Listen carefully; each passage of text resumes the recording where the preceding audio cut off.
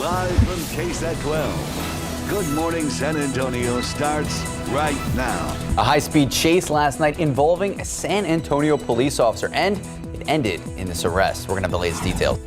The Republican National Convention set to kick off tonight. I'm Inez de la Cuetera in Washington, and I'll have all the details coming up. And taking a look outside with live cam this morning, it is 78 degrees. We are excited because we had some rain this weekend. Good morning. It is Monday, August 24th. I am in for Mark this morning. We had rain this week. Yesterday, we started below 70 degrees. It was so nice. What are we doing here, Mike? What a great weekend. I don't even. This is, we're turning the tables that fast? Okay. Because this morning, as you can see in the lower corner of your screen, we're back up to 78 right now. So they're less than 80, so big win. Exactly. That's true. And it was nice to see some of the rain in some of those cooler mornings. And the big story today, obviously, we're talking about all what's going on in the tropics. And right now, this is the radar satellite picture.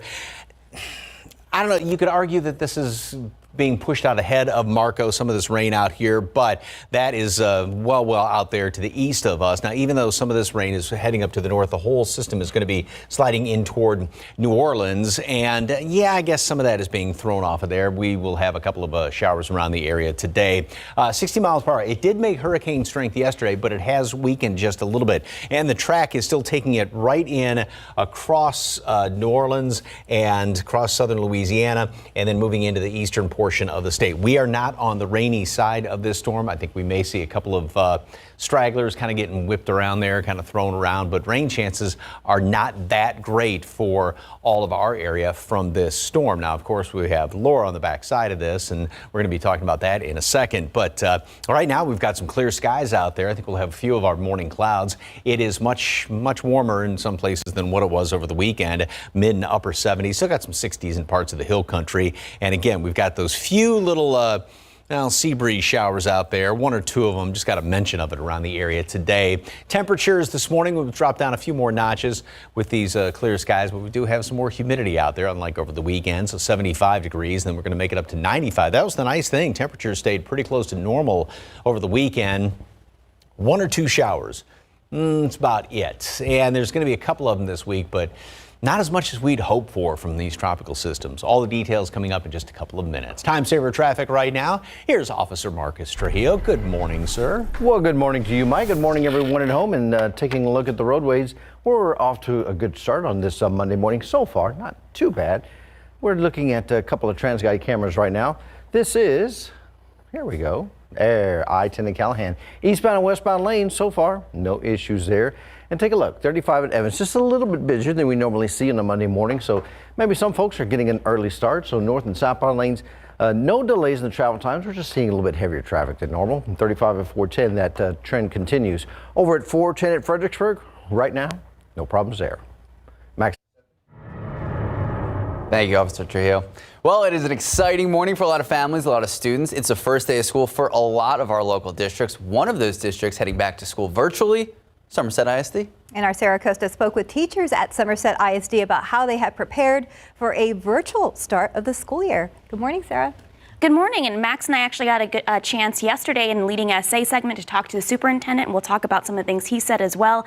But it is the first day back for several area school districts, and a lot of it is going to be virtual, especially for Somerset. They will be doing virtual school after the start of Labor Day once they'll reevaluate the situation there. But on GMSA yesterday, like I said, in our leading essay segment, we spoke with the Somerset superintendent about some of the challenges that students in the district face. Dr. Saul Hinojosa said that since they are in a somewhat rural area, connectivity is a big issue where some families in the district don't have access to the internet. It's why several hotspots have been given out to families in the past few weeks, and even some Chromebooks. We spoke with one of the teachers with Somerset Junior High who says their students are their first priority, and they want to make sure they feel comfortable starting virtually. They're with technology they're not familiarized with, so we need to think about how is this, from their perspective, how can we help them as best possible, and then the content. So our first 2 weeks, at least the junior high level, we're focused on getting you on interactions. We're not really, our content's not starting probably for like 2 weeks because there's more important things at the moment, like how are the kids doing, getting to know the kids. They really need that interaction. The teachers really need that interaction. Well, that teacher, Thompson, says they understand the situation is fluid and every day students and teachers face different issues, which is why teachers have prepared for as many situations as possible. Some teachers have even made emoji classrooms to make students more comfortable while virtual learning. And the Somerset superintendent says they even went door to door district-wide to make sure all students were equipped for virtual learning. So far, he says they have reached 96% of their students and hope to finish contacting the other 4% this week. Stephanie? Thank you, Sarah. And as the school year starts and continues, KSAT will track the latest developments that could impact your child. To see those headlines about the new school year and how COVID-19 is impacting it, just head to the Back to School page of KSAT.com. In your morning headlines, the Republican National Convention set to kick off tonight with a mix of live events and, of course, virtual content. It comes on the heels of the Democratic Convention last week. ABC's Inez de la Cuatera has more from Washington. Overnight, President Trump telling Fox News Americans can expect a positive vision this week at a mostly virtual RNC. I think the overall is going to be a very positive as opposed to a dark, a very, very positive message, and positive on the economy. The Republican National Convention kicking off this week in Charlotte, North Carolina, with a combination of in-person and online events. In a highly unusual move, the Republican National Committee revealing it is foregoing a traditional policy platform this year due to the challenges presented by the coronavirus pandemic. Their party writing it will instead continue to enthusiastically support the president's America First agenda. Well, I'm excited about speaking tomorrow night. I'm expecting a fantastic convention all week long. The president planning to speak every night of the convention. Yes, he's going to speak every night, just like during the Democratic convention where Joe Biden wouldn't go anywhere. The president traveled this country. This as the president's 2020 rivals, fresh off the DNC, sat down with ABC's Robin Roberts and David Muir for their first joint interview since accepting the Democratic nomination. Did you feel pressure to select a black woman? The government should look like the people, look like the country. 51% of the people in this country are women. And a major shakeup in the administration just hours before the convention gets underway. Kellyanne Conway, one of the president's longest serving advisors, saying she will leave the White House at the end of the month, citing a need to focus on her family. Inez de la Cuatera, ABC News, Washington. Here locally, a man is facing several charges after leading police on a high-speed chase across the city last night. It happened on Buena Vista near downtown. Police say they tried to stop the driver, who was wanted in connection with multiple robberies, when he took off speeding towards I-10. Police say the man was heading north on I-10 when he got off at Callahan and headed towards Vance Jackson. He eventually made his way all the way back to I-10 South before getting off at Callahan again and heading towards Babcock. That's where the man crashed into another vehicle. That driver now in police custody, facing charges of robbery and evading arrest. One person was treated for injuries, but is expected to be okay. Time now, 4:38, 78 degrees out. And still ahead on GMSA, a first look at how one university is using a special new app that tracks students in an effort to contain coronavirus outbreaks. Wow. And next, tracking the tropics. We're going to have the latest information on Marco and Laura just ahead. And taking a look outside with live cam, yeah, it's 78 degrees, but Max and I are still happy about this beautiful weekend we had, because there can only be a beautiful week ahead, right? We're going to check in with Mike in just a bit. Good morning and welcome back. 4:41 this Monday morning in your morning headlines. Marco now being downgraded to a tropical storm. All of this after weakening with winds sustained at about 60 miles an hour. A hurricane watch for parts of Louisiana has been canceled, but hurricane and storm surge warnings still remain in effect for part of the Gulf Coast. Life-threatening storm surges still expected with the arrival of Marco along the coast. This as the storm continues to gain force. Meanwhile, Laura expected to hit Wednesday evening. Heavy rain and flash flooding expected to hit the area later today. U.S. Secretary of State Mike Pompeo landed in Israel today as President Donald Trump's administration presses an ambitious Arab-Israeli peace push. The president hopes this will strengthen his foreign policy credentials ahead of November's election. Pompeo will meet with Prime Minister Benjamin Netanyahu to discuss regional security as well as cooperation in protecting the U.S. and Israeli economies. The visit comes as the administration seeks to capitalize on momentum from a historic agreement between Israel and the UAE. Pompeo also expected to visit several Gulf Arab states and Sudan. And the United States-led coalition withdrawing from Taji military base in Iraq. In a handover ceremony this weekend, the coalition transferred control to Iraqi security forces. Taji base previously served as the training venue for coalition troops and Iraqi security forces, those who were fighting in the global coalition to defeat ISIS. More than 47,000 Iraqi security force members received training at this specific base. The coalition also transferred $347 million in equipment and property over to the government of Iraq. And time now, 4:43, 78 degrees out. And still ahead, why a cowboy still makes an effort to saddle up his horse and ride down I-10. And next, a look at new technology that is allowing universities to track students. This is all an effort to help stop the spread of COVID-19. In this morning's GMA First Look, an ABC News exclusive, colleges versus the coronavirus. We're getting a behind-the-scenes look at how the University of Arizona in Tucson is preparing to reopen this fall. Hello, nice to meet you. We followed Keontae Williams as he got tested, a requirement before moving in. For overall, it's just the easiest process. The school even using a COVID Watch smartphone app, a way for people to be notified if they might have been exposed to COVID-19. I had signed up to the app, and I had tested positive. Yes. And you had signed up to the app. Your phone would be buzzing right now, alerting you to back away from me. If you put in the code, yes, it would.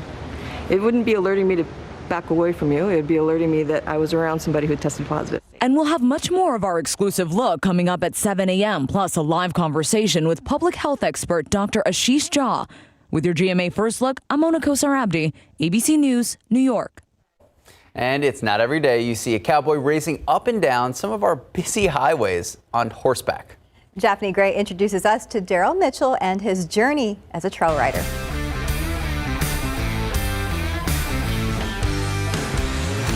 By day, 32-year-old Daryl Mitchell is a truck driver. I love it. I actually got it from my uncle. I used to always go to work with him every day. But by the evening, come on, open your mouth. Daryl is a trail rider with his 18-year-old horse named Snoop. You ready? Every now and again, you can see Daryl and Snoop booking it up and down I-10, and he's heard it all from people who catch him. That Old Town Road, everybody play that song when they get right next to it. Some of his favorite moments come from riding on the east side. You normally hear the east side, it's always something bad going on, so just to bring that joy makes me feel real good. Or see the kids, so I pass by, a horse. Daryl got this trail riding passion when he was a kid. At age 4, he was the youngest rider in the Martin Luther King Jr. parade. But his dreams of becoming a trucker and owning his own horse faced many obstacles. At 17, his stepfather walked out on him and his mom. I gave up on riding for a while just to make sure me and my mom was good. In the process of me getting my license to become a truck driver, I lost my car. I had to walk to school at times. He says going through those hard times and with the wisdom from his mother, he is the man he is today who reached his goals. He was able to get Snoop 10 years ago. The two have been through a lot together, including being hit on one of their rides. I actually flew off the horse. I hit the asphalt and I slid a couple of feet. He actually jumped over the hood of the car and he kept going down the road. As a result of his shattered shoulder and road rash, Daryl is more cautious, but loves trail riding even more. There's no drama, no fighting, you're all there to have a good time. Daryl's love for trucking and trail riding is unstoppable for What's Up South Texas. Like I said, I always dreamed of being a trucker. I succeeded. I always dreamed of having a horse. I succeeded having 3, so don't give up on your dreams. I hear people say it all the time, and I'm a firm believer of that. Daphne Gray, KSAT 12 News. That's very cool. Awesome. And all kind of related to music, the name of his horse, Snoop. And then he said that people play Old Town Road when he's on the horse. Very cool. I'm glad he's still doing what he wants to do. Yes, and they said they were going up and down I-10? Yeah. All right, well. That's why a lot of people get to, I guess, turn up the radio when they're driving next to him. Marcus, have you seen any horses out there right now? Oh, I hope not. No horses right now, but what we are seeing, let me take this as the wrong graphic there, westbound I-10 way out there, headed back towards Bernie at Old Fredericksburg Road. That's going to be just past Fair Oaks Parkway. That's where we're getting reports that they're still in the process of clearing an accident from earlier this morning. Major accident out there, so just be advised. Westbound I-10 headed back out towards Bernie, just past Fair Oaks Parkway. Could be a little bit of a delay heading out in that direction. Other areas are looking pretty good. Let's take a look. TransGuide once again. Right now, 410 at Fredericksburg Road, no problems there. And I-10 in Callahan looking great. Let's move over to 410 at Austin Highway up on the northeast side. You can see not too bad there as far as volume of traffic. Certainly nothing like 35 outside 1604. And then I-10 rather, there at 410 here on the northwest side, still looking pretty good.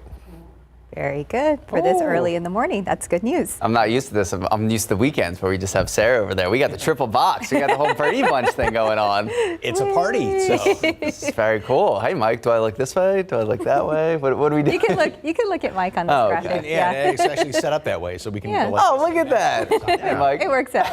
Anyway, yeah, it's the Brady Bunch thing. Anyway, tropics, you know something, it's almost unfortunately turning into just a kind of a gee whiz as far as we're concerned. You know, it's like, okay, we can talk about these things, but we're not going to get anything really substantial as it's looking right now from these systems in the tropics. The weekend, I mean, we had some folks got some rain finally on Saturday, and we had a lot of sunshine as well, and temperatures also stayed down closer to normal over the weekend. It was nice to have some mid-90s out there. We've got some clear skies right now.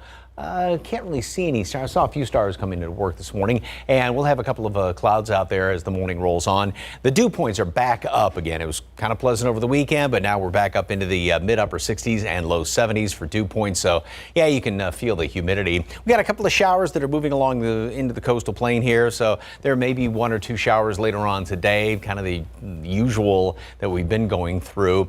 And as far as any rain coming up the rest of today, this one kind of broad brushes things a little bit. So, okay, one or two showers out there. Anything pops up is going to be dying down later on tonight. About the same situation tomorrow. And then you look off to the east, and there is the rain well off to the east of us from Marco. We may see a few wraparound showers from it as the time goes on, even into Wednesday, but it's not as though we're going to be getting a whole lot of rain from this. So again, it's good news, bad news type situation. Yes, you want to get some rain. You don't want to have, obviously, a tropical system sit right on top of us, but we're not going to get even as much rain as we hope for. So here's the water vapor imagery. And first of all, some very dry air upstairs in the atmosphere, which is why we're seeing those nice blue skies out there.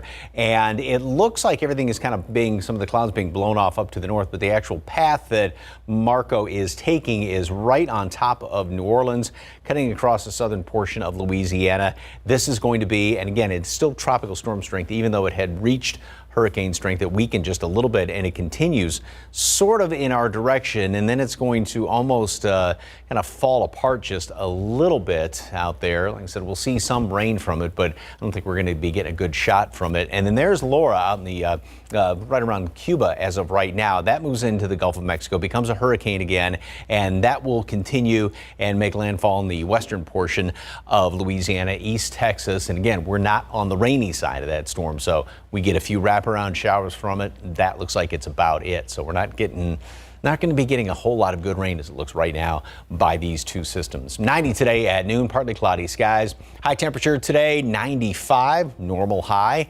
Mostly sunny skies, maybe one or two showers out there. Same thing tomorrow, Wednesday, perhaps a little bit better chance for a couple of showers and thunderstorms on Thursday. Again, the rain chances are not great. And then after that, looks like we're going to be back up to the triple digits. And I think we keep some humidity around here as well. Well, a lot of optimism in this forecast. Yeah, and you know, it had looked like over the weekend, even some of the paths of the storms were changing, and now as it's just about to make land, Marco, I'm getting a little bit from it, but not a lot. All right, well, at least we had that rain over the weekend, right? Exactly. Thank you, Mike. Thanks, Mike. Time now, 4:54, 78 degrees out. And coming up next, a recap of the DC Comics fandom event this weekend that showed off new films, including new Batman and Wonder Woman movies. Good morning, welcome back, and happy Monday. A great weekend for so many.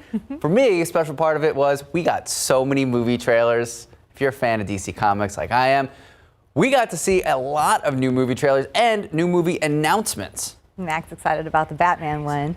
For the latest on what's happening in Hollywood, here's ABC's Christopher Watson. What did you do? DC's 24-hour Fandom event Saturday gave us fresh looks at Wonder Woman 1984 and Tenet, and our first looks at forthcoming projects. Well, I'm going, so any tips will be welcome. But perhaps none more anticipated than the first trailer for The Batman. I'm vengeance. A brooding Robert Pattinson plays the title role in what promises to be the grittiest movie take yet on The Dark Knight, said to be set in the second year he wears the cape and cowl. The trailer's online now. The Batman debuts next year. We also got our first look at the so-called Snyder Cut of 2017's Justice League. I don't care how many demons he's fought and how many hells. He's never fought us. Not us united. Featuring restored footage shot by original director Zack Snyder before Avengers director Joss Whedon took over following a Snyder family emergency. The Snyder Cut will air in 4 one-hour installments on HBO Max before the theatrical version drops next year. Comic Dave Chappelle's 47 Monday. And that's what's happening in Hollywood. I'm Christopher Watson, ABC News. And time now, 4:58, 77 degrees now. Still ahead on GMSA, a look at how several school districts are starting today, and they've found ways to provide students with the digital tools they need. And as many go back to school, why some schools across the country are facing shortages in those back-to-school supplies, things like laptops and other equipment that you need for that virtual learning. We'll explain. Live from KSAT 12. Good Morning San Antonio starts right now. Tracking the tropics. 2 major storms on track to hit the United States Gulf Coast this week, bringing potential dangerous flooding and surges to Louisiana, Mississippi, and even Texas. Plus, a lot of students, teachers, and some parents are going back to school today, many of them virtually, but schools are doing their part to help. And taking a live look out at the Alamo City, 77 degrees to start your Monday morning. We saw rain over the weekend. We saw it go into the 60s. We're going to check in with Mike Osterhage to see what today and the rest of the week brings us. But for now, good morning. It is Monday, August 24th. Good morning. Happy Monday. Thank you so much for joining us. And we're excited, too, because we went down 1 degree already. Look at us, Mike. We're going in the right direction. Nothing like the weekend, though, unfortunately, because we do have a lot more humidity out there this morning. But overall, not too bad. Could be a little bit less humid. We're at 77, as I mentioned, 69 up the road in Kerrville and 68 in Hondo. And that top number, those numbers were way down over the weekend, the dew point temperatures. We don't have much of a breeze out there. A couple of clouds. Saw a lot of clear skies when I came into work this morning. We're seeing our morning clouds try and develop out there. The aquifer really took a nice hit from some of the rain that we got, up 1.2 feet, but the 10-day average, of course, is still below 660, and mold also went up thanks to all that moisture over the weekend. All right, so what is going on in the tropics? First things first, we do have Tropical Storm Marco. Now, if you were watching yesterday, it did gain hurricane strength and it has weakened a little bit, 60-mile-per-hour winds, and it does not look like it's going to regain hurricane strength before it does make land, which is going to be sometime between, say, now and tomorrow morning. So it looks like it's going to be later on tomorrow afternoon or later on this afternoon, pardon me, when it finally works right there in the toe of Louisiana, and then it works across the just the southern portion of the state, and it's going to be obviously a big rain producer for them, and then sort of just continue to die down over land and hang out in the eastern portion of the state. We may see a few wraparound showers from it, but we're not on the good side as far as any rain is concerned with this storm. Now, there are a couple of showers. This really isn't part of Marco. Just a few little sea breeze showers kind of getting thrown on in here, and I think we see 1 or 2 of them around today, and that's pretty much going to be about it. So partly cloudy, a little bit more humid this morning, mostly sunny skies, a stray shower or 2 today. And then tomorrow, we get a few afternoon showers around here. Maybe we see some of the wraparound from Marco, but not a lot. And I think then we just have to look to Laura for some rain. But the path of that storm is not going to be a good one as far as we are concerned in getting rain. More details coming up in just a couple of minutes. Time saver traffic right now, and Officer Marcus Trujillo. I know there's a an accident last hour. Is there still one out there? There's a storm too. Storm's a little bit further than the accident, but the accident has cleared, so that's the great news.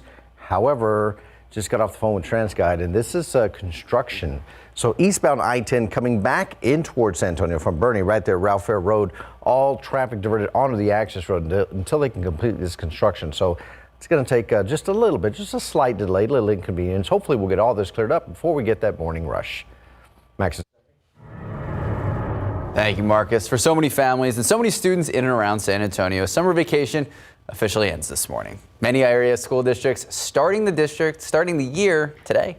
And most districts are starting classes virtually. Our Sarah Costa joins us live with the latest on our back to school page on KSAT.com. Good morning. Good morning, guys, and I just want to wish everyone good luck today, especially teachers who are also starting virtually. I know they're really stressed out, and of course the students getting familiar with that technology, but because it is such a fluid situation and so many changes being made daily when it comes back to starting school, it's why we've created our back to school section on KSAT.com, where you can find the start dates for several districts and how districts are deciding how to start the semester. But first, let's take a look at the districts starting today. We have Harlandale ISD, Judson ISD, New Braunfels ISD, Northside ISD, Somerset ISD, and Southwest Side ISD. So we have 6 school districts starting today. I know 2 more will start tomorrow as well. But New Braunfels ISD is the only district on that list that is starting with both the virtual learning option and in-person learning.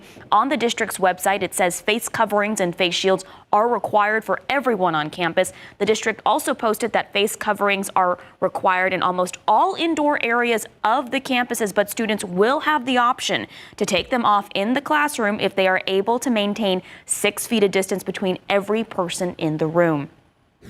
Now, several of the other school districts starting today are virtual, have found ways to provide students with the digital tools they need. For example, Somerset ISD has been handing out hotspots and Chromebooks for students in need of assistance. If you just head back to our back to school section right now on KSAT.com, you'll find stories about how some area school districts will be reporting positive cases of COVID-19, how school districts that have already started in person, like Bernie ISD, are handling those positive cases, and even one story about how a teacher has found a positive way to keep students engaged digitally with daily updates on her pet ducks at home, thinking of all creative ways to keep everyone engaged. Max and Stephanie. Thank you, Sarah.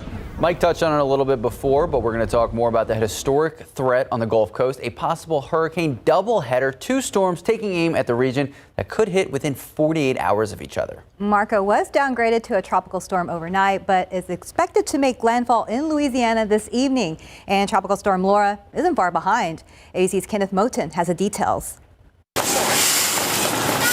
This morning, a state of emergency on the Gulf Coast. There's never been anything we've seen like this before. The region is bracing for the potential of 2 storms making landfall in 2 days. Louisiana in the bullseye. We're going to get basically a right hook from Marco and then a left hook from Laura.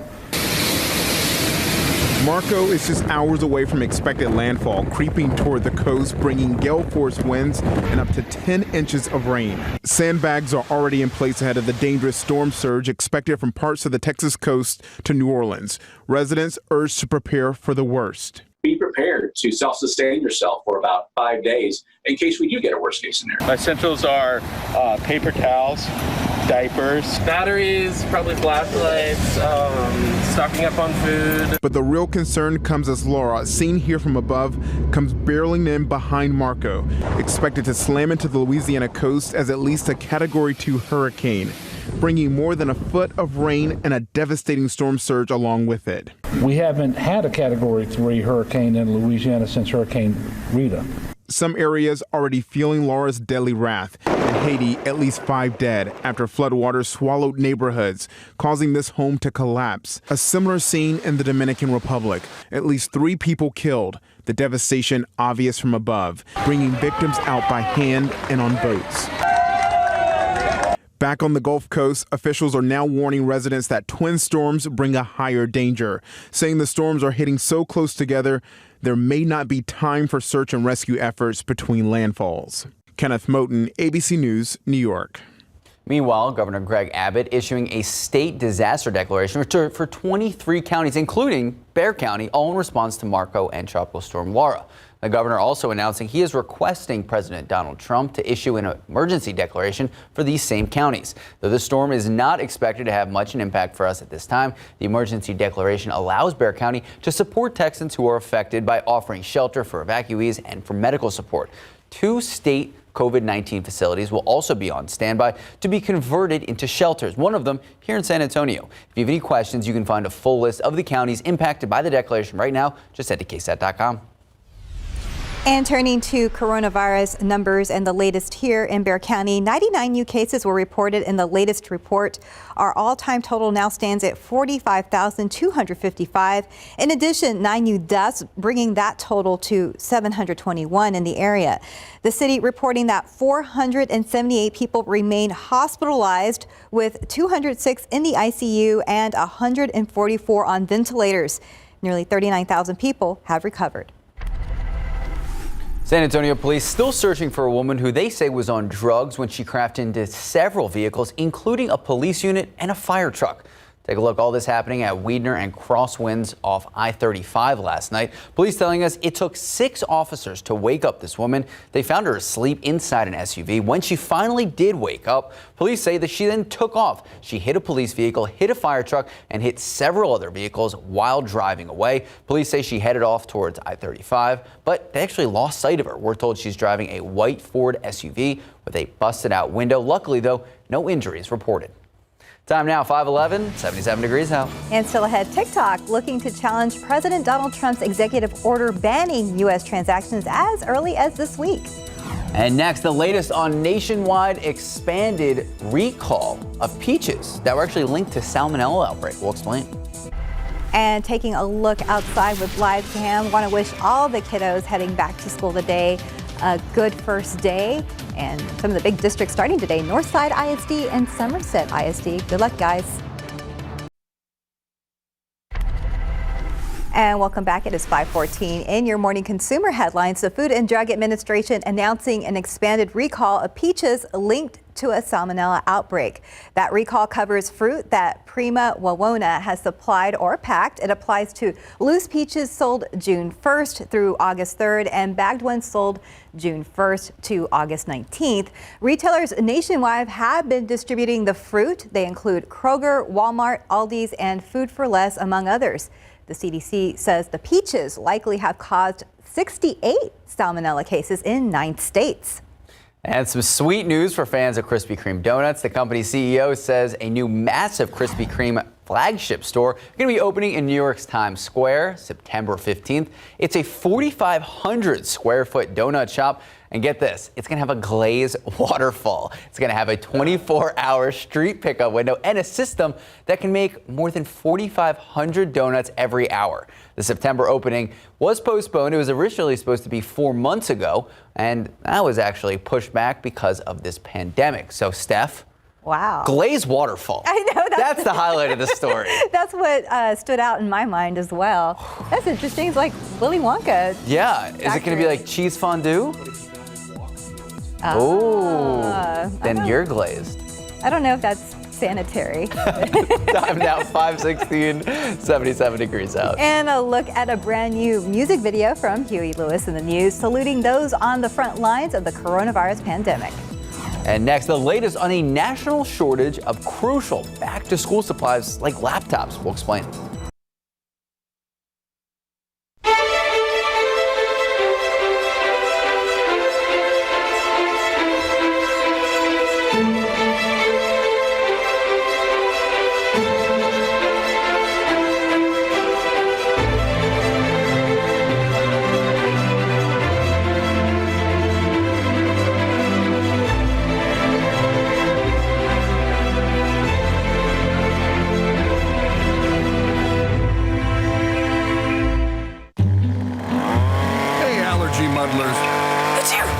Sneezes turn heads.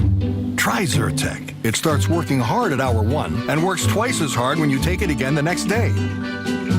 Zyrtec. Muddle no more. Have you been to a Burlington lately? They have unbelievable deals on amazing brands and styles at up to 60% off other retailers' prices. For what I expected to pay for one outfit, I got 3. Whether it's back to school, work, or just back, you'll love Burlington. In today's Tech Bites, TikTok suing the Trump administration as early as this week. The Chinese-owned platform is fighting the president's executive order that demands the company's U.S. assets be sold. The administration has been critical of the app, saying users' data could be transferred to the Chinese government, a claim TikTok denies. Students already struggling to cope with remote learning are now facing a laptop shortage. The three biggest computer companies have told U.S. school districts there's a shortfall of 5 million laptops. Order delays are being blamed on increased demand, and government-imposed sanctions on Chinese suppliers.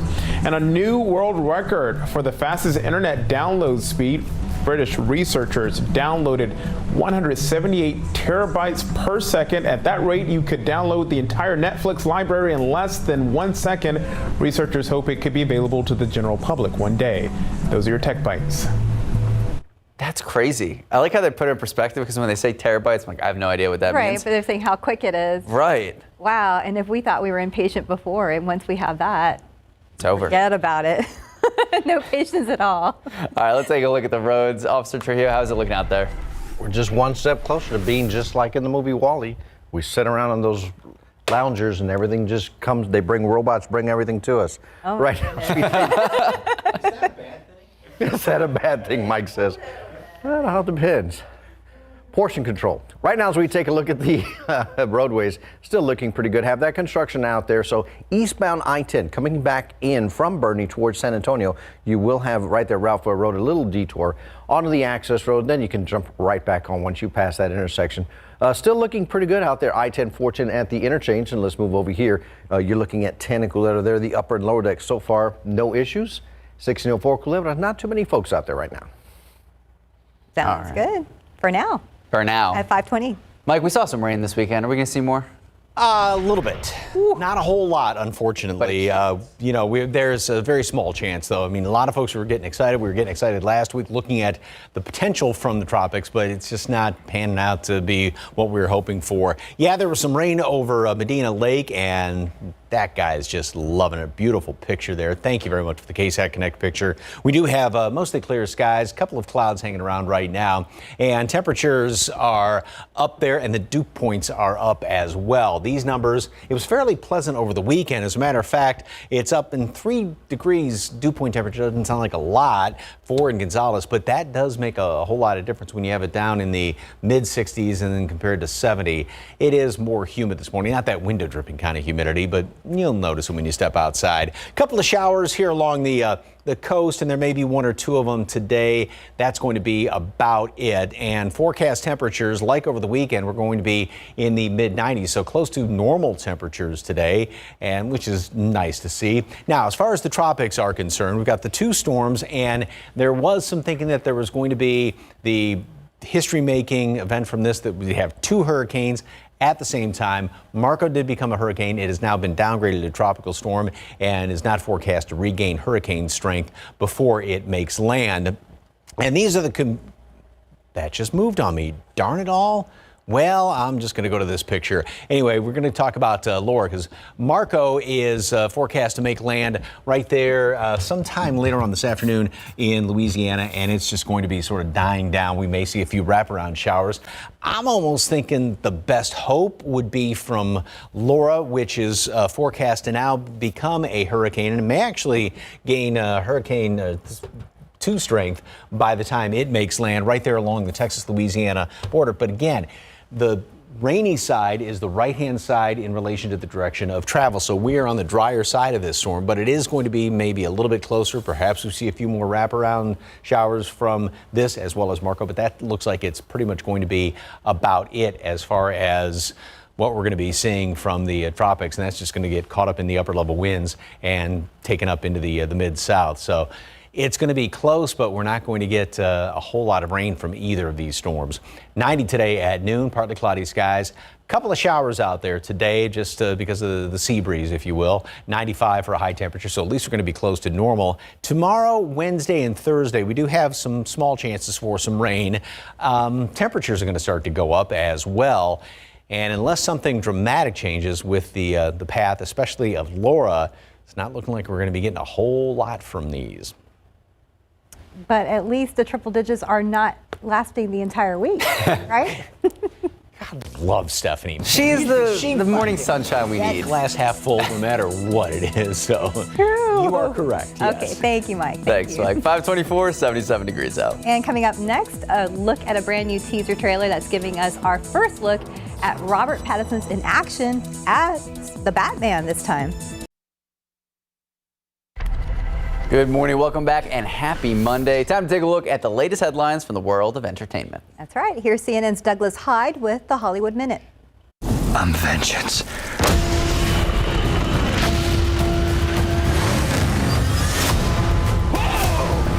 This guy's crazy. A brand new teaser trailer is giving us our first look at Robert Pattinson in action as the Batman. The reboot follows the Dark Knight in his early years, uncovering corruption in Gotham and growing into the role of superhero. The Batman arrives in theaters October 1st, 2021. BTS's Dynamite exploded on YouTube. The Dynamite music video had just over 98 million views in the first 24 hours of going live, which is a new YouTube record. It's the Korean boy band's first song entirely in English. Guarantee I am there for you. Huey Lewis and the News released a music video of their own, and it salutes and stars those on the front lines of the coronavirus pandemic. Doctors, nurses, and first responders take center stage in I Am There For You. The song is off the band's new album Weather, their first new collection of original music since 2001. In Hollywood, I'm Douglas Hyde. It's a jam. I know. That's cool that they did that for them. It looks like everybody was excited to participate. Absolutely. Time now, 529, 77 degrees out. And still ahead on GMSA, the latest on the ongoing drama with the Postal Service as Postmaster General Louis DeJoy gets ready to testify in front of a committee today. Plus, the latest of another mystery at Fort Hood, where a soldier has been missing for nearly a week. Good morning and happy Monday, 5:31 this morning, August 24th. Thanks so much for joining us this morning. I was going to say, I hope you had a wonderful weekend, and we're going to have a wonderful week.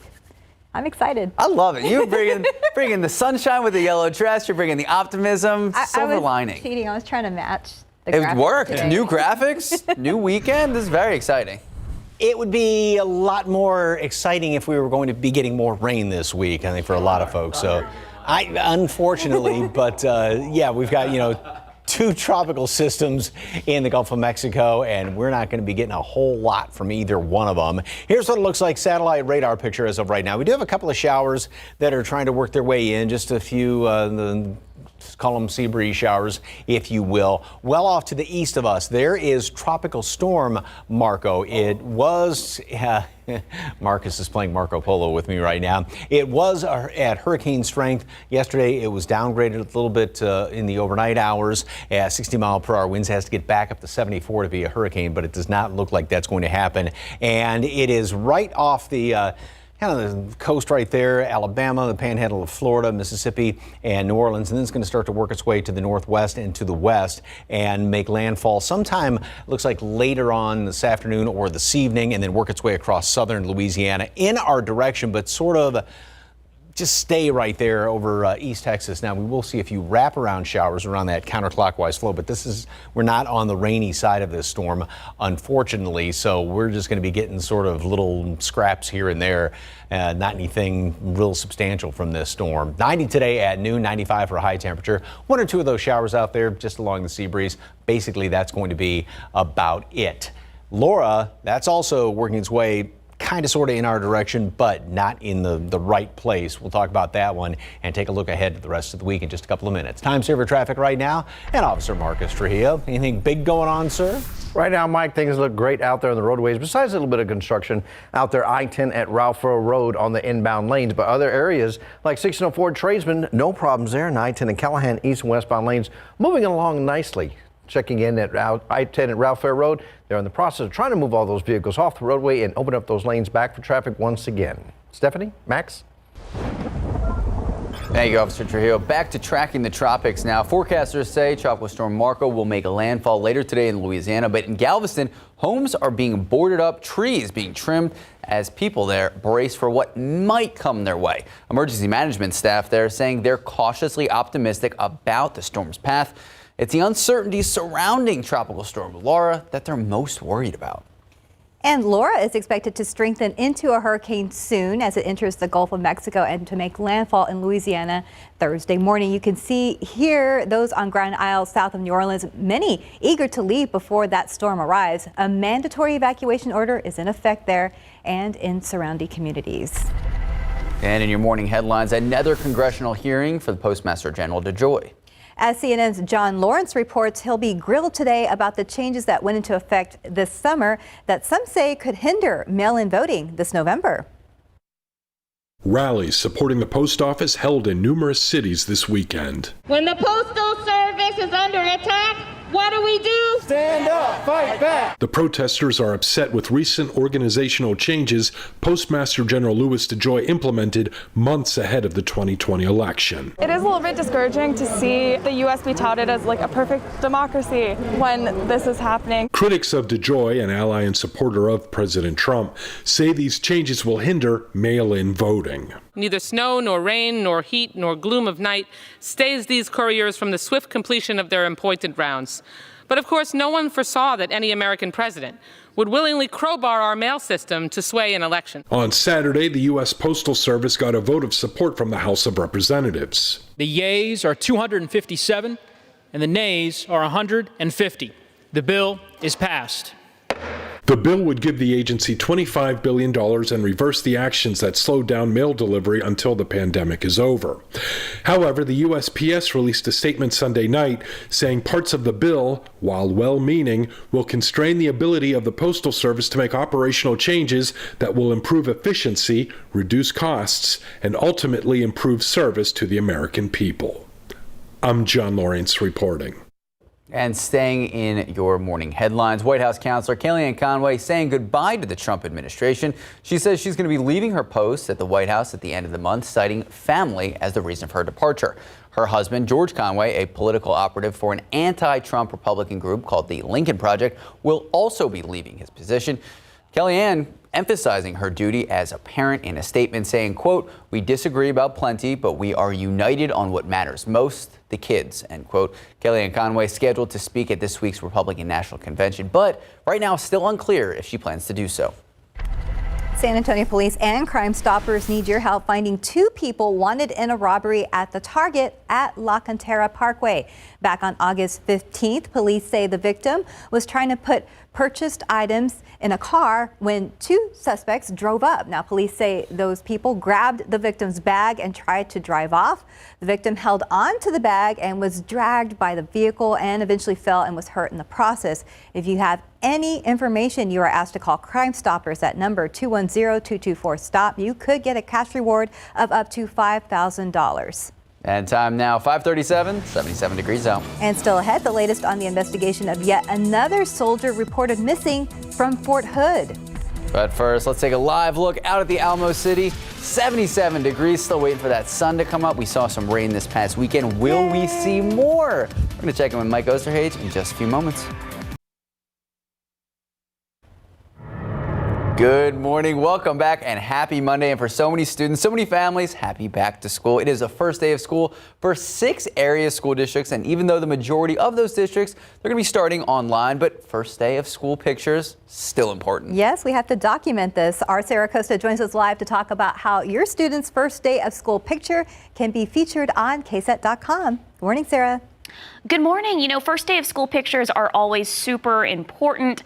I know my parents were really, really big on them. Even if you weren't in the mood, you're getting your picture taken. Well, if you head to KSAT.com right now in our back to school page section, we're asking you guys to upload your students' back to school first day pictures. Just because some students will not physically be back in the classroom doesn't mean their first day of school isn't special or a big deal, right?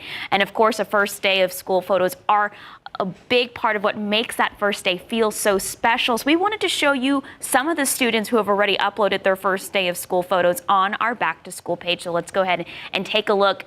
Here is Liam. He looks so happy. He's in first grade at Fords Elementary. He's starting virtually, so he's got a great virtual setup there. He says when he grows up, he wants to be like his daddy and be an engineer. And this is Eliana. She is starting her first day of kindergarten at Benavides Elementary virtually. Mom writes she is making the most of her unconventional year. She looks, I think she's wearing a tiara. Oh no, it's a headband there. Good luck, Eliana. And these are Bernie ISD students who went back to school for in-person learning starting last week. You can see they're wearing their masks, they're ready to go. We have Evan, who's starting 7th grade, Allie in 3rd grade, and Natalie in 10th grade. Mom writes, #We are Bernie ISD. Good luck, guys. And this is Rolando. This is my favorite picture because this is really what 2020 first day of school picture is all about. You can tell that he is like, Mom, I'm busy. He's gaming. He says Rolando is about to start his first day of junior year at high school, and his parents write that he's enjoying his last few hours of gaming before his first class starts at 10 a.m. I mean, wow. And this is Jonah. Good luck, Jonah. He's starting his first day of kindergarten at the Idea Najim Academy.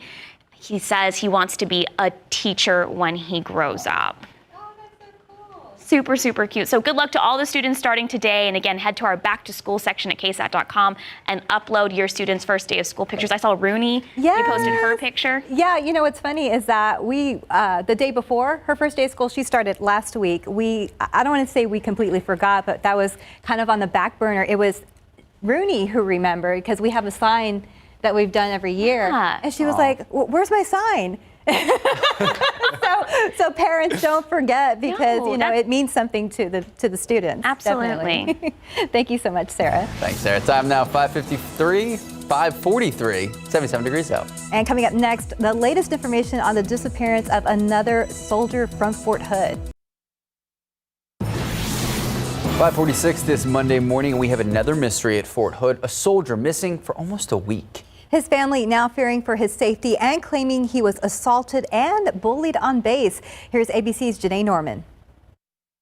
Another soldier reported missing from Fort Hood. Investigators searching for 23-year-old Sergeant Elder Fernandez, who vanished nearly a week ago. It is a nightmare. It is frustrating to know that my son might be out there hurt. His family believes another soldier dropped off Fernandez at home last Monday, but his roommate says he never made it. A family attorney claiming Fernandez had been hazed and bullied on the base. Back in April, he was working in a supply room and another person sexually harassed him. He got very, very depressed. They submitted him to the hospital. Fort Hood confirming there is an investigation into abusive and sexual contact regarding Fernandez and that there is an active search for him, but that he, quote, may have left on his own accord, adding that his car was found with all of his belongings on the post. We don't suspect foul play at this time, and that's why we're asking for the community support to help us locate him. And the disappearance of Sergeant Fernandez is just the latest. More than a half dozen Fort Hood soldiers have disappeared or died in the past year. Most recently with Specialist Vanessa Guillen, whose murder sparked outrage across the country. Janae Norman, ABC News, New York.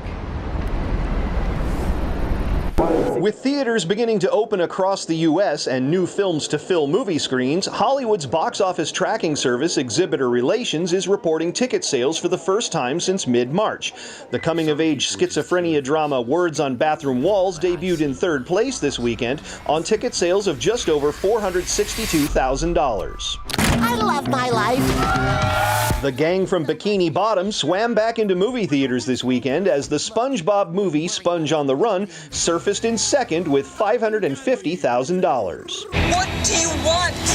I need you to learn what a bad day really is. The road rage thriller Unhinged, starring Russell Crowe, was originally slated to open in North America at the end of July, but was pushed back. That strategy resulted in a first-place box office win as Unhinged scared up an estimated $4 million. In Hollywood, I'm Rick Damigella. That was a crazy difference. It was like $400,000, $500,000, $4 million. It looks intense, and Russell Crowe. And Russell Crowe, there you go. All right, let's take a look out at the roadways right now. Officer Trejo, how are we looking out there? Still not bad right now, Max, as you take a look at different areas. There's I-10 in Coletta. You can see no problems all the way around the 1604 in Coletta on that outer loop, right there by that Highway 151 entrance ramp, and then 35 at Ben Zingelman. Still no lines on that access road, but that'll come here shortly. 35 at 410 up on the northeast side. North and southbound lanes starting to build, but currently no delays in anyone's travel times. That's good news. Did you ever see Beautiful Mind, the Russell Crowe one, I believe? Oh, yes. That was really good. Yeah, that's a really good movie. So good actor. Yeah, definitely worth a rental. So. Are you not entertained? She played Maximus in Gladiator. Oh. Come on, you're killing me here, Mike. The other movie. You're just distracted by the Brady Bunch. You got to pick up the dirt, Max. You got to pick up the dirt. No. Where do I look? So, anyway, beautiful view. I love this picture. It was gorgeous over the weekend. It was especially nice since a lot of folks did get some rain early on Saturday morning. And right now, we really can't see it too well, but we do have just a couple of clouds out there. So, all right, so here's what it looks like. Thank you very much, sir. This are the spaghetti models for both of these. I'm going to go slow through them so you can see how everything progresses here. And notice how, a couple of days ago, spaghetti models almost, were like this huge fan, especially for Marco. But now things are definitely coming together, and Marco is going to be working its way just off to the west a little bit, hugging the coast right there. And then it sort of dies down right there in the eastern portion of the state. And then here is Laura, and the majority of the computer models have that working its way in toward the kind of Louisiana-Texas border. But also take note with Marco, here's how, this is why nothing is ever really written in stone as far as these tropical systems are concerned. You have all these different computer models, and a lot of them have different solutions. Some do come to agreement, but there's still a couple of them that have have Marco almost working straight off to the north.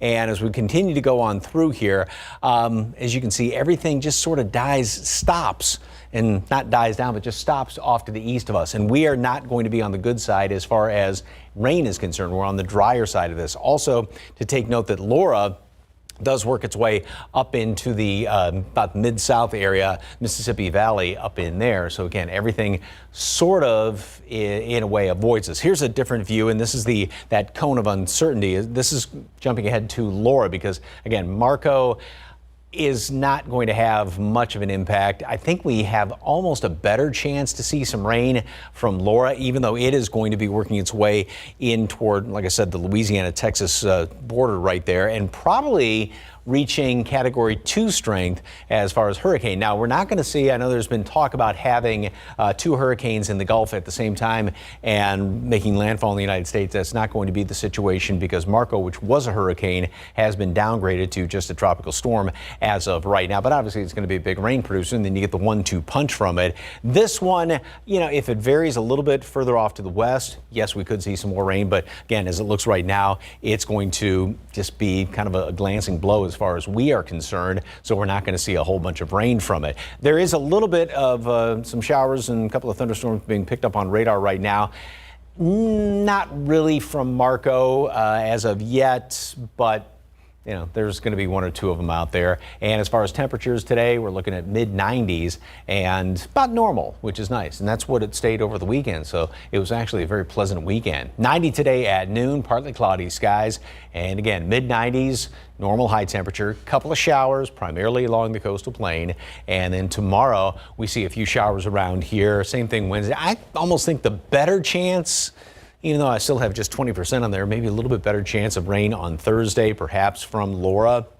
I believe right now that's going to be the one really to watch for us. And then it's just back to triple-digit temperatures going into the end of the week and starting off the weekend. So, it'll be good to do that morning run or walk in the morning. Right. And maybe in the evening, but not in the middle of the day if you can help it. No, probably not a good idea. All right. Thank you so much, Mike. Thanks, Mike. 5:53, 77 degrees out. And taking a look at your winning lotto numbers, pick 3, 283, Fireball 2, Cash, oh no, not Cash 5, I'm sorry, that's yours, Max. Daily 4, 4601, Fireball 9. You can take it away if you want it. Well, if I would win, maybe. But there you go. I don't think it's going to happen. Here's your Cash 5, 2, 16, 20, 29, 32, Lotto, Texas, 6, 9, 11, 31, 38, 54, and the big one, Powerball, 19, 30, 36, 42, 66, Powerball 14, Power Play 3. Good luck. We'll be right back.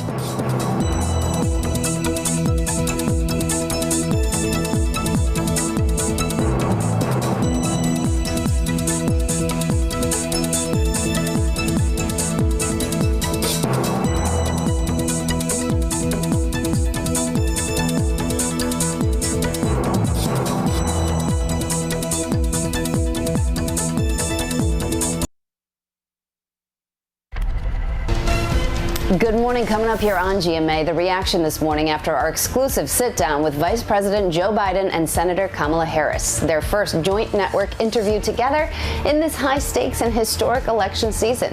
We'll have all the moments you didn't see yet, right here, only on GMA. And we still have a lot coming up on GMSA throughout the morning. Still ahead in our next hour, a local couple talking about how COVID-19 hurt the photography business, but we're going to tell you how they're finding inspiration to try something just a little bit different. And taking a live look out at the roadways, it has been just about smooth sailing throughout the morning. If you or your children have their first day of school today, have a great first day. We're going to be back. We're going to check with Mike, Marcus, and of course, Stephanie.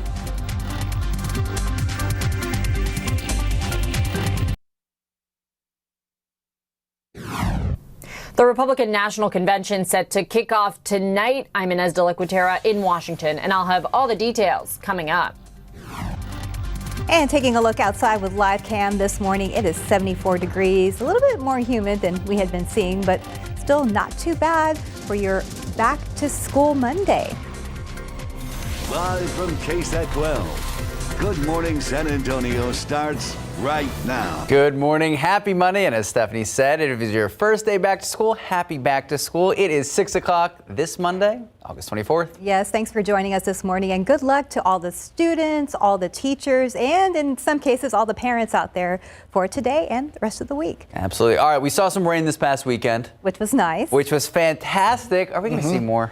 We'll have a little bit of rain this week, little being, I think, the operative word. So, there's two systems out there in the Gulf of Mexico. Last week it looked much more promising, but we're just not, they're not going to be on the correct side for us to get a whole bunch of rain from these things. So we just have to kind of grin and bear it. We do have mostly clear skies as of right now. Now, there are a couple of showers obviously showing up here in the Gulf and right there along the coast. We see a few coastal showers, maybe one or two of them moving a little further inland later on today.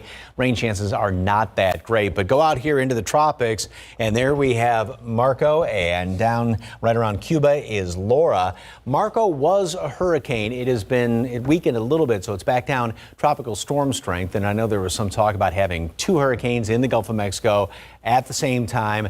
That's not looking like it's going to be happening, because as Marco makes land sometime later on today, it does look as though it's still going to be at tropical storm strength. Now, Laura is going to gain hurricane strength, but that's going to be in the next couple of days. Both are going to be, like I said, kind of close, but not close enough for us. So as far as Marco is concerned, it works its way right across Louisiana and into the eastern portion of the state, and sort of it's going to get held up right there. We are not, again, on the rainy side of that storm, so we just get a few of those kind of wraparound showers, if you will. Temperatures are going to be staying in the mid-70s this morning. We're actually down right about a normal low temperature, maybe a couple of notches above that. We'll make it up to 90 today at noon, and then kind of like the weekend, it was actually pleasant as far as temperatures were concerned, because we had basically normal readings. That's what today is going to be.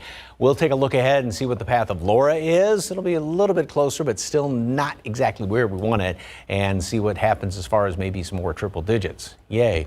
Details coming up in a couple of minutes. Time saver traffic right now. Here's Officer Marcus Trujillo. I know we had some problems earlier. I see red dot. Is that bad? That's here in the downtown area. Just a little bit of a slowdown. We are getting reports. No additional information right now, other than there's possibly an accident southbound 35 at Military. So we have officers on the way to that. See if we do have an accident blocking the main lanes of travel. But other areas looking pretty good. Up there by the airport, no issues there. 281 at 410, and then 281 at Grayson. You can see north and southbound lanes running smoothly right now. No problems at I-10 at 410, and then 604 Culebra still looking pretty good.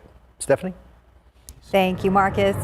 Today is another back-to-school day in San Antonio, with many districts starting the 2020 school year. Judson, Harlandale, Somerset, New Braunfels, Southwest, and Northside ISD will all start classes today. Be sure to check with your local districts to see if classes will start virtually, in person, or as a hybrid.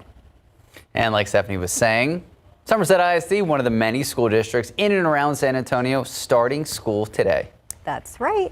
So we're going to go ahead and check in with our Sarah Acosta, who joins us live to see they're starting virtually, right, for the first 2 weeks. They are, and actually Max and I had a great opportunity yesterday to talk with the superintendent of Somerset ISD about how they're preparing to go back, so make sure you head to KSAT.com to see that full interview. But the Somerset superintendent says they went door to door district-wide to make sure all students are equipped for virtual learning. So far, he says they have reached 96% of students and hope to finish contacting the other 4% this week. Dr. Salhinosa said that since they are in a somewhat rural area, connectivity is a big issue, where some families in the district don't have access to the internet. It's why several hotspots have been given out to families in the past few weeks, and even some Chromebooks. One of the junior high teachers says that normally on the first few days of school, the students are getting familiar with one another and the teachers. So Dr. Anita Pickett says with virtual learning, they will be doing the same.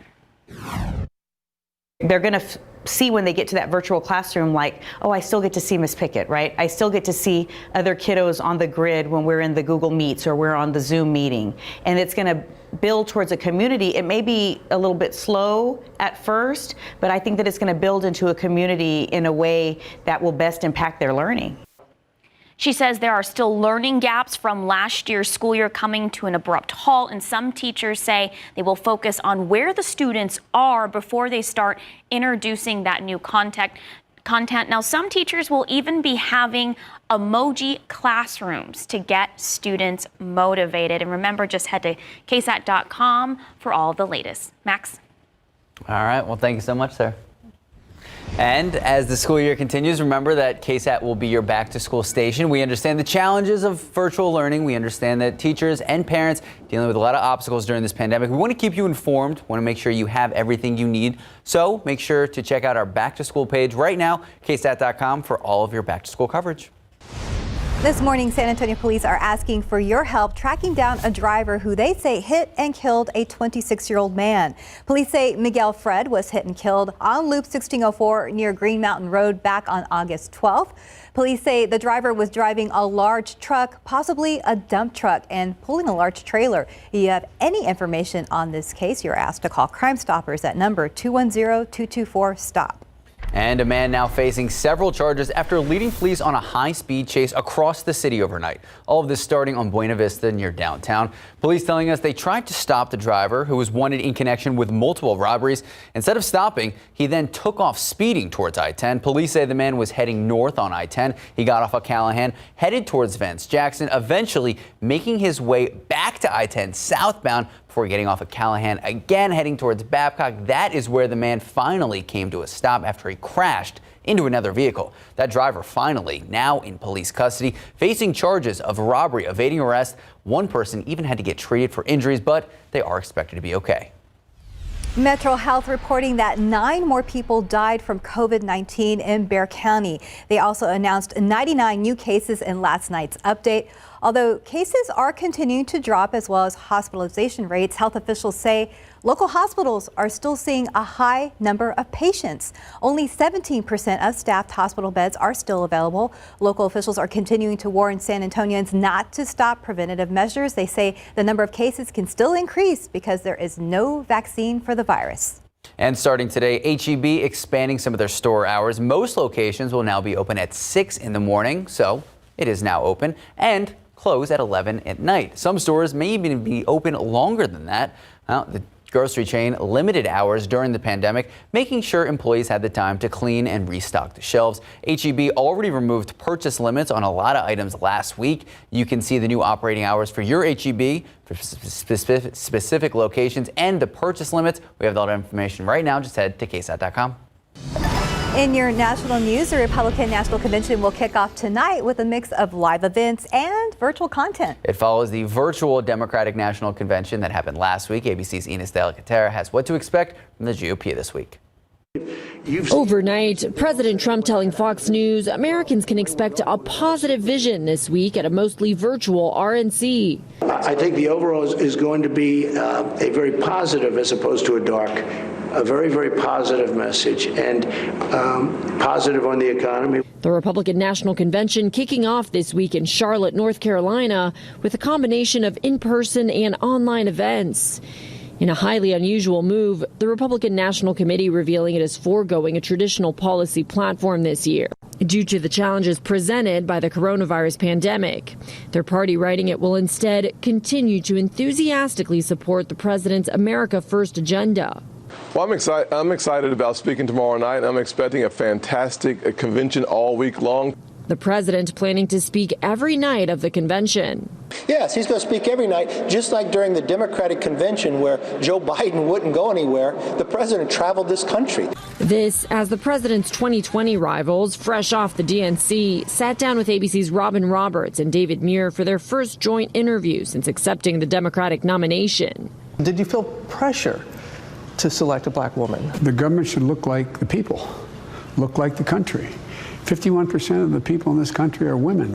And a major shakeup in the administration just hours before the convention gets underway. Kellyanne Conway, one of the president's longest serving advisors, saying she will leave the White House at the end of the month, citing a need to focus on her family.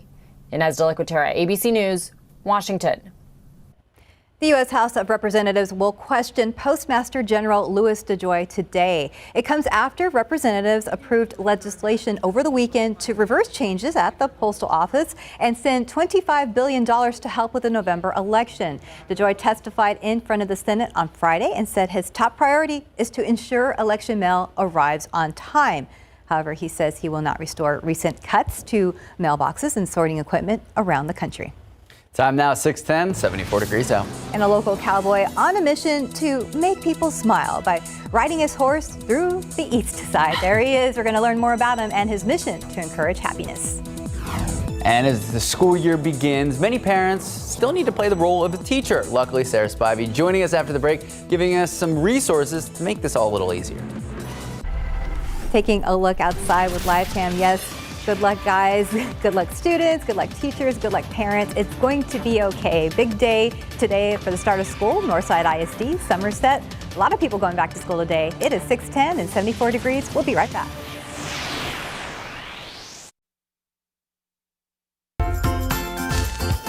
Good morning. Welcome back to Happy Monday. And if you or your students are headed back to school, happy first day of school. With students learning remotely, there may be times when parents have more obstacles, more challenges than they normally would, but that doesn't mean that kids aren't excited about the new year. That's right. It's a very different school year, and KSAT is here to help. Our Sarah Spivey joins us live in the studio to tell us all about our KSAT Kids page. Hey guys! Hi, good morning. I love the KSAT Kids page. It's the brainchild of one of our coworkers, Ben, and it is amazing because it just so happens that now that kids are going to be learning virtually, at least a lot of children are going to be learning virtually, students are going to be learning virtually, we wanted to help provide resources that make that easier and provide stories that are age appropriate. So we have our own page. It's called ksat.com/kids. And we're excited to help get your kids learning. So it's really simple to find it too. All you need to do is search for KSAT Kids on the homepage or on Google, and it will take you right there. But once you are on the page, that's when the exploring can happen. This is just a little preview of that page here. One thing that I would like to encourage you to do is if you want to celebrate the first day of school, we know that everybody likes to take those first day of school pictures. They're going to look a little bit different. So what you can do is you can actually upload them onto our KSAT Kids page, and we're going to try to feature them at the 6:30. So even though they may not be able to see their friends just yet, they can see their friends all around the city on KSAT, which, hey, that's pretty awesome. Okay, so parents, you can find a link to the KSAT Kids page to upload your picture for the first day of school. You can go online and post them now. We may be able to show them a little bit later throughout the week as well as during the 6:30. And I love this. If your student is interested in science, they can be a junior meteorologist with KSAT. Meteorologist Justin Horn has been showing these during GMSA at 9. Just record a video of your kids giving their best shot at a weather forecast. Hey, if it's sunny, they're probably going to be right about the weather too, so that's pretty awesome. So remember that all these resources are available for free on ksat.com. There's no obligation to pay or anything like that. All you have to do is just search KSAT Kids. It's a great resource for you to use. Now coming up, I'm going to highlight the fact that we've got some really great science experiments that you can do from home. Katie Blake does those, and science lessons as well. So we got a lot to talk about, guys. I know you've seen some of the science lessons and science experiments. What do you guys think? We've tried them out at Which home. one did you try? With the nerds and the pop rocks. Nice. And the balloons. And the soda. Yes, it was funny. I actually got her reaction, to the to the chemical reaction, she was just my daughter's face just lit up. Oh my So it's pretty neat. You should give it a try. That's true. I think it's a great resource. So thank you, Sarah. Thanks for having me on this morning. I'll be back at 6:30. We look forward to it. Thank you, Sarah. Thank you, Sarah. No, I love the junior meteorologist too. Yeah, Fantastic. those are fun to watch. All right, let's take a look at the roadways. How are we looking? Well, not too good. We have a couple of incidents. First, let's get down here to the south side. We're looking at the southbound lanes of 35 right over Sosamono Street for the accident involving an 18-wheeler. And then one that looks a little bit bigger, looks like it is causing some hiccups there for 1604. So if you're southbound on 1604 on that far northeast side, so headed from Nacogdoches, look out and past 35. You're headed back over towards Pat Booker and eventually to Kitty Hawk. That's where we have this major accident currently in the clearing stages. As you can see, we are seeing some delays. So folks, if you normally head through that area, take your patience with you. You may want to leave just a few minutes early this morning. Okay, well, we will watch out for that. And then, Mike, I know you're tracking, what's the tropical storms, I guess, now, but... Right. Tropical Storm Marco and what will be Hurricane Laura. They are not going to be hurricanes at the same time. Marco was a hurricane. It was downgraded a little bit. So, yeah, it was looking like it was going to be one of those U.S. history-making things, but that's not going to be the situation. Obviously, though, it is quite rare to have two of them that have been moving there into the Gulf of Mexico. Now, as far as this morning, right around mid-70s, so just about normal low temperature. A little more humidity, though, than what we had over the weekend. And later on today, 95 for high temperature, which is about normal. So much better than triple digits, but I don't know if we're done with those as of yet. Love this picture and especially the caption. Yep, been waiting for a while, but it did pay off with that hummingbird. Great picture of that hummingbird. That's fantastic. All right, we do have, is it my imagination or is it trying to lighten up just a little bit? Maybe in that picture. Sun's going to be coming up just after 7 o'clock this morning. Yesterday, we had temperatures in the mid-90s at or in some places a little bit above normal, a couple of triple digits out there. And that's going to be about the situation again today. A couple of showers are showing up there along the coast. And this really isn't from Marco as of yet. It's still well off to the east of us. And like I said, it is a tropical storm as of right now, and it's going to be making land sometime later on today, right there in the toe of Louisiana, working its way across New Orleans, and then right across, kind of hugging the coast, and getting into East Texas, and then sort of dying down there, if you will. We may see a little bit of wraparound from that, but it's not as though we're on the good side as far as getting any rain. Same thing as far as Laura is concerned. It is a tropical storm, but it's going to work its way into the Gulf, and this is like bathwater out here. So Category 1 storm by tomorrow afternoon. Of course, this is going to be after Marco makes land, and it does look like it's going to continue to strengthen at least up to a Category 2 storm by the time it makes land right there along the Texas-Louisiana border. But again, the rainy side is the right-hand side in relation to the direction of travel. So we're on the not rainy side, unfortunately. I mean, we don't want to have a Category 2 hurricane move on in here. We'd like a little more rain from this thing. Maybe a few wraparound showers. That's going to be about it. It gets caught up in the upper level winds, taken off into the mid-south. Here's the computer model going into the rest of the week. And again, it's got some of those coastal showers around here. One or two of them a little further inland. Tomorrow, maybe something along the coast. That's going to be about it. Perhaps a few more of them on Wednesday. And then Thursday. And notice how everything is, yeah, we do have a few more showers around the area, but most everything is well off to the east of us. And then by Friday, that's pretty much about it. Everything gets on out of here. And it looks like it's going to be back up into the upper 90s and close to a lot of triple digits by Friday and Saturday. 90 today at noon, partly cloudy skies. High temperature up to 95. And right about normal, mostly sunny, a couple of those showers out there along the coastal plain primarily. And then we go into tomorrow. I got a mention of a shower or two. Same thing on Wednesday. Perhaps a little bit better chance of rain on Thursday as Laura gets near, but it's not going to be a great chance. Now, if the path should change a little bit, that would change our rain chances right now. So nothing is, written in stone as of yet, but it's just not looking promising, put it that way, for a lot of rain. We got it. Well, we'll keep our fingers crossed. Right. You never know. Thank you, Mike. I love how it's just a shower. A shower. At least there is a shower. Thanks, Mike. 621, 74 degrees out. And the University of Arizona using a special new app that tracks students to contain virus outbreaks. We're going to see how it works on today's GMA First Look. Here's your secret word of the day. Enter it on ksat.com/Circle K for a monthly chance to win free gas for a year. Every entry wins a free iced coffee. Win with Circle K and GMSA. Humira patients, this one's for you.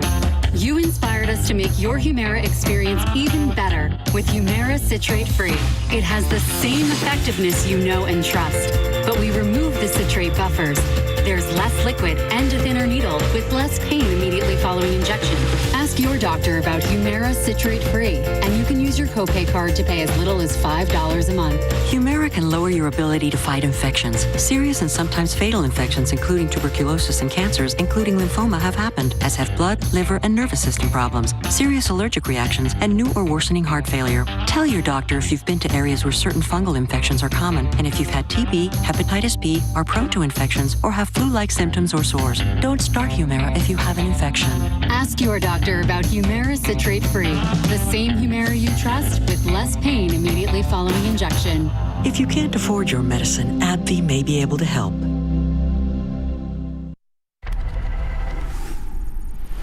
In this morning's GMA First Look, an ABC News exclusive, colleges versus the coronavirus. We're getting a behind-the-scenes look at how the University of Arizona in Tucson is preparing to reopen this fall. Hello, nice to meet you. We followed Keontae Williams as he got tested, a requirement before moving in. Overall, it was just the easiest process. The school even using a COVID Watch smartphone app, a way for people to be notified if they might have been exposed to COVID-19. I had signed up to the app, and I had tested positive. Yes. And you had signed up to the app, your phone would be buzzing right now, alerting you to back away from me. If you put in the code, yes, it would. It wouldn't be alerting me to back away from you. It would be alerting me that I was around somebody who tested positive. And we'll have much more of our exclusive look coming up at 7 a.m., plus a live conversation with public health expert Dr. Ashish Jha. With your GMA First Look, I'm Mona Kosar Abdi, ABC News, New York. And time now is 6:26. This week's story on What's Up South Texas features a local cowboy named Daryl Mitchell. It has us talking all morning, actually. Mitchell can be seen with his 18-year-old horse named Snoop, booking it along the highways and the east side. He said his biggest enjoyment is giving people something to see and putting a smile on their faces. And he's also a truck driver by day, a trail rider by night. He says it gives him the opportunity to meet new people every day. People travel from different cities, and just the interaction, knowing that you can go to a big place, there's no drama, no fighting, you're all there to have a good time. Mitchell's goal now is to raise enough money to buy a diesel truck to pull a trailer for Snoop. You can explore more of this story right now on KSAT.com. That's awesome. If I saw him running around the east side, I'd put a smile on my face. Yeah, and would you turn up your radio? Of course. So he could could jam out. To what song? I don't know. I'm not a big music person. I got nothing. Time now, 6:27, 74 degrees out. And a local couple using photography to explore race relations in San Antonio. We're going to hear from the two and learn why being a biracial couple gives them a unique perspective.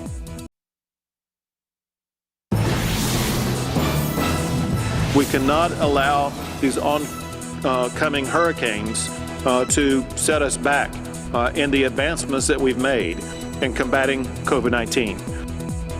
Governor Greg Abbott talked about the two tropical storms in the Gulf of Mexico expected to make landfall in the coming days. We will get an update on their paths and see how they may affect the Texas coast. And taking a live look out at the Alamo City, 74 degrees. It is just going down and down. We're going to check it with Mike Osterhage, the latest on those storms and the latest in your forecast.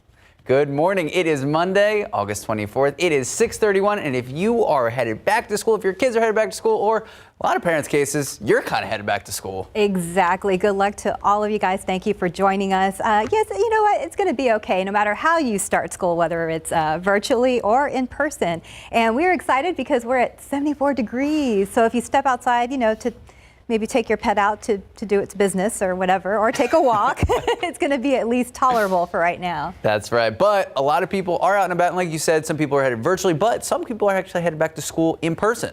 So there might be more traffic on the roadways. And if you're stepping outside, you will notice, though, a little bit more in the way of humidity compared to what we had over the weekend. Beautiful looking, and looks like an airplane's either taking off or coming in for a landing there, and a great shot.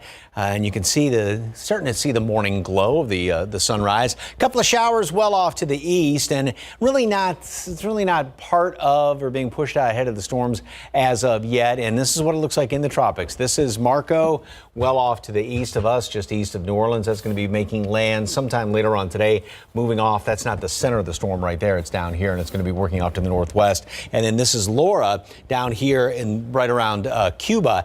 That will then eventually work its way into the Gulf of Mexico.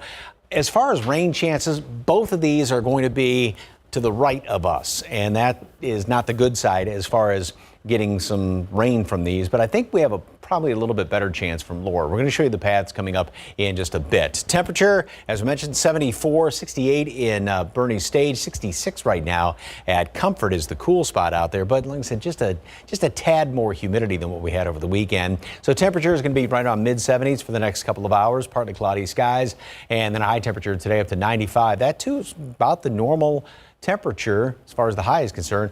One or two of those showers out there later on today. Rain chances, yes, they do exist. No, they're not great this week. Details coming up in a couple of minutes. Time saver traffic right now. We've already had a couple of problems out there, officer, but we do still have big right now. Well, we do still have two accidents. One on the south side and then one on the far northeast side. Now that one on the south side is southbound 35 right over South Street. That one does involve an 18-wheeler. And then this one here blocking multiple lanes. We're looking at southbound 1604 rather, just past 35 as you're headed towards Pat Booker and eventually over to Kitty Hawk Road. So here's that shot of TransGuide. We did see at least one big tow truck make this location, trying to get those vehicles moved out of the way so we can open up some additional lanes for traffic. But right now, just a slight delay in your morning commute. Stephanie? Thank you, Marcus. San Antonio police are looking for who played an unusual role in a deadly hit-and-run crash. They say that person's vehicle actually is the one that was hit on the northeast side highway. Our Katrina Weber is live at Public Safety Headquarters with that story. Now, Katrina, it's not every day that we hear about a car that kept going after being hit. Usually it's the other way around. How did this all happen? Well, it seems like police are still trying to piece everything together. What they do know at this point is that another driver involved in that crash, a 26-year-old man, is dead. Now, police say what is odd is that witnesses told them Miguel Fred was driving his car and ran into the back of what looked like a large truck, but that truck never stopped. Police found Fred still inside his car alongside Loop 1604 near Green Mountain Road. We told you about this when it happened early on the morning of August 12th. Fred died in the crash. Police say witnesses reported that the other vehicle involved appeared to be red in color, possibly a dump truck, and it's unclear why that driver didn't stop, but chances are it does have some rear end damage. Police are hoping anyone who might have information about the crash or about that other vehicle involved will give them a call. The Call Crime Stoppers line, the number is 210-224-STOP or 210-224-7867. Reporting live from Public Safety Headquarters, Katrina Weber, KSAT 12 News. Thank you, Katrina. For so many families and so many students in and around San Antonio, summer vacation is officially over this morning. Many area school districts headed back today for the first day of school. Don't be sad. I heard it in your voice. It's exciting. It is exciting. Well, most districts are starting classes virtually for now. Our Sarah Costa joins us live with the latest on our back to school page on KSAT.com. Good morning. Good morning, guys. I know today might be a little stressful for parents, teachers, and students because a lot of them are starting virtually, like you had talked about, Stephanie, getting everything set up. So we wish everyone good luck today, and we hope today is a very good first day of school. But every day, new information is coming out from the CDC and from the state level and local levels on the best ways to keep students and teachers safe when it comes to getting back into the classroom. It's why we've created a back to school section on KSAT.com with the latest stories on the back to school situation and the start dates for area districts. Today, we have 6 districts starting today. Let's take a look at them. That's Harlandale ISD, Judson ISD, New Braunfels ISD, Northside ISD, Somerset ISD, and Southwest Side ISD. You can find those online on our KSAT Back to School section. Now, New Braunfels ISD is the only district on that list that is starting with both the virtual learning option and in-person learning option. And on the district's website, it says face coverings or face shields are required for everyone on campus. The district also posted that face coverings are required in almost all indoor areas of the campuses, but students will have the option to take those face coverings off inside the classroom if they are able to maintain 6 feet of distance between every person in the room. Again, just head to KSAT.com and our back to school section for the latest stories on how districts are deciding to start the school year and how some districts who have already started the school year in person are reporting and handling positive COVID-19 cases. Max and Stephanie? Yeah, definitely a different school year and challenging for those starting virtually and even those in person as well. Remember to take your back to school pictures today? Yes. Send them to KSAT.com. Thank you so much, Sarah. Thank you, Sarah. Well, this morning we've been talking about it throughout the morning. Our meteorologists here are hard at work tracking the tropics. Tropical storm Marco expected to make landfall today in Louisiana, but in Galveston, homes are still being boarded up and trees being trimmed as the community braces for what might come their way. Emergency management staff are saying they're cautiously optimistic about Marco's path. It's the uncertainty surrounding Tropical Storm Laura that they're most worried about right now. Laura expected to strengthen into a hurricane tomorrow as it moves through the Gulf of Mexico. Now, this storm expected to make landfall in Louisiana as well on Grand Isles, just south of New Orleans. A lot of people are eager to leave before the storm arrived. A mandatory evacuation order actually in effect there and in their surrounding areas. Meanwhile, Governor Greg Abbott has issued a state disaster declaration for 23 counties, including Bexar County, in response to storms Marco and Laura. The governor is requesting President Donald Trump issue an emergency declaration for those same counties as well.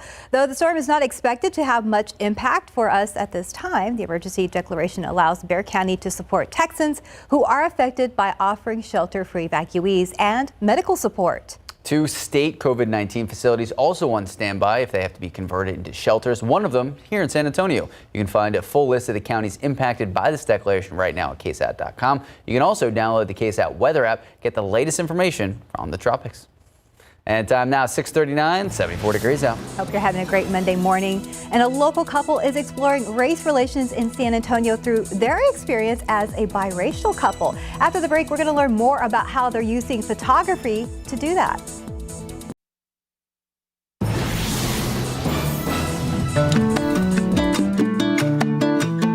I've been shooting weddings for 16 years. And we started on the East Coast when we lived in Baltimore, and then we moved out here. We've been out in San Antonio now for about 11 years.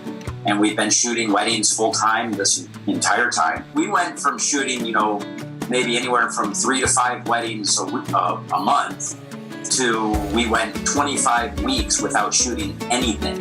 But it was actually kind of like a blessing because we were able to reset and recharge, and we were able to take some time and look at a different perspective. We spent a lot of time in nature, just getting back to us. That's kind of where we're starting to head. We're still going to shoot weddings as they happen and all that. We actually are now actively shooting weddings again. We've shot 2 in the last couple weeks. We would love it if we could be taking several couples out every week and just teaching them how to shoot nature, and then they get all these really cool photos and fresh air. People would see us and they were like, of course they never guessed that we're together, but they would see us and they'd be like, oh, I'm like, oh, that's my husband. And she's like, what? You're married to him? Like, yeah, we've been married for 30 years. And they're just like, wow, that is amazing. I can't believe you guys have been together that long. I've seen it more on a positive aspect where people are more apt to get to know you and to hear you and see what you're all about, more so now than before. I think everybody in San Antonio just gets along, and that's what it's all about. It's all about just enjoying each other's differences and in our different cultures. That's what makes San Antonio in America so rich and vibrant and beautiful, is that we're not all the same. And time now is 6:44. It is back to school season, and for many students, learning virtually will be how they start the new school year. But KSAT has a way to help any parent who is now kind of an impromptu teacher for a lot of aspects. Hey, any parent who needs help getting their kids excited about learning. Sarah Spivey joining us right now. Tell us what we have to offer. Hey guys, good morning to you. I'm so excited to talk about KSAT Kids. It is a free resource that we have on KSAT.com. And what's a better way to ignite a love of learning at home than a science experiment? And my friend and colleague Katie Blake every week shows us a science experiment with materials many of us have in our own homes. All you have to do is go onto the KSAT Kids page and you'll see her various science experiments there. This one is the one that she did most recently about using balloons and candy. And I actually have some science lessons that are available on the page as well. This is my most recent science lesson all about the clouds and actually how you can make a cloud at home. It's really cool. It's a cool experiment too. I will say it requires a match. So parents, you're definitely gonna wanna be there with your kids as well. So I go through different types of clouds. I've also done, okay, what you're seeing on there right now may be a little confusing. The reason I put that picture on there, this is for me in high school at a prom. That's my friend Neil. I want to give a special shout out to my fellow Clark Cougars, okay? I went to Clark High School. NISD is starting back, so Clark Cougars, if you're out there, just know I stand with you. That throwback picture is really great. That was taken on a handheld digital camera. You can see the wonderful light there from the picture. But KSAT Kids is great. You can get on there and find all the resources for helping your kids get in the mood to get back to school. For older students, we have some really great lessons on climate change and things like that as well. So a lot of nifty things going on at KSAT Kids. Have you guys been able to check out the page at all? Of course. Well, yes, and I was going to say also Northside ISD, John Jay starting John today. Jay, there you go. Good luck to all you guys. John Jay. A lot of schools starting today, so good luck to all the students. Good luck, everyone. Love the use of the prom pic. Yeah, it was cute. Fantastic. A little bit of a flashback there. Awesome. Thank you, Sarah. And this morning, like Sarah was saying, a lot of kids starting up the school year once again, whether on person or online. But of course, we want to see the back to school photos. Jolie, this is her first day at kindergarten. Happy first day. Happy first day of kinder. And then we have Lily, the first day of 4th grade. Cute picture. You know what? I see a lot of kids on the Zoom meeting with their headphones when I'm kind of like looking over my daughter's shoulder. So, yep, that's the look we have going now, the back to school look. So wishing you guys a great first day and great first week. That's true. All right, let's take a look out at the roadways. You've had a busy morning already. And it's getting busier, Max. Right now, we have another accident coming in. This one, Highway 151, westbound lanes. Major accident being reported right there at Hunt Lane. Officers trying to get that cleared up just as quickly as possible so we can get everyone moving on their way. Still have this one on the south side, southbound 35 over Sodom. And then on the northeast side, still have this one in place on 1604. Southbound lanes of 1604 just past 35 up there in the Live Oak area. So you're going to pass Nacogdoches 35 and then run into this accident before you hit Kitty Hawk. So we do have a number of officers out there, and as you can see, starting to see some congestion backing up to 35, that 35-1604 interchange. So hopefully we'll get this cleared pretty soon. Mike. Thank you very much, sir. Hey, if you guys are getting shots at your high schools, North Farmington, all right. See? Everybody, have a great Up there in Michigan. first I had day. my jacket on last week in the back to school special we did too. Ah. Still fits. So anyway. Hey, that is impressive. The calm before the two storms, well off to the east. Maybe, but it's going to stay fairly calm as far as we're concerned throughout the rest of the week and in relation to those storms out there in the Gulf of Mexico. A little bit from it, but not as much as we'd hoped for. Beautiful sunrise. Got a few clouds there along the horizon. Dew point is at 70 right now, so it is up from what we had over the weekend, and it will be dropping down somewhat later on this afternoon.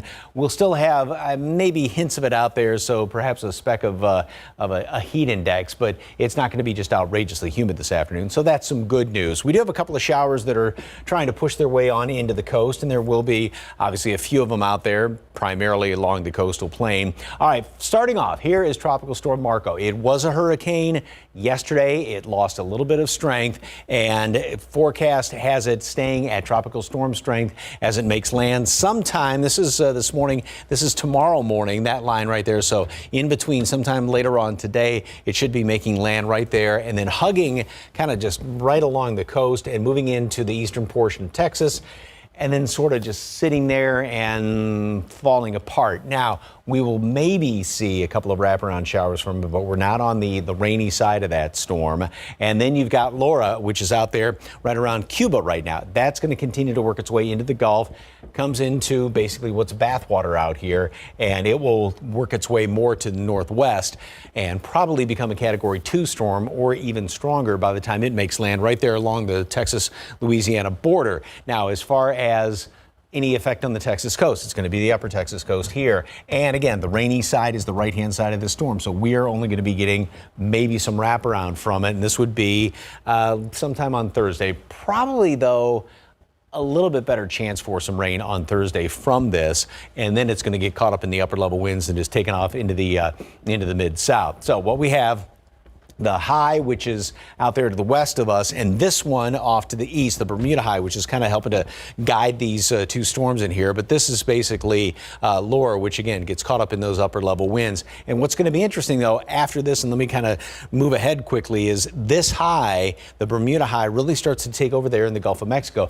Different position than that one, and this one's going to at least give us a chance for some of those sea breeze showers instead of having that northerly flow and kind of cutting things off, but also means more humidity with that as we go down the road. 90 today at noon, partly cloudy skies, and then high temperature today, 95, so just about normal high temperature. And we are going to be seeing a couple of showers around maybe today, tomorrow, middle of the week, and maybe on Thursday, but not as much as we would hope for from these tropical systems. So maybe today. Some people. A shower. Yeah. Couple of showers basically along the coast in the next few days, but not anything to really write home about. Okay, Mike. Well, we'll still keep our fingers crossed for now. Thank you, Mike. Thanks, Mike. Time now, 6:52, 74 degrees out. And a San Antonio winery making a name for itself. Join us tomorrow on GMSA, where we look at two Black veterans who talk about how the push to support Black-owned businesses is impacting them. After the break, we're going to check in with traffic and weather, so stay with us. And let's take a live look out at the Alamo City. A beautiful sunrise to start your Monday morning, start the work week. And for so many families, so many parents, so many teachers, so many students, the first day back to school. We'll be right back.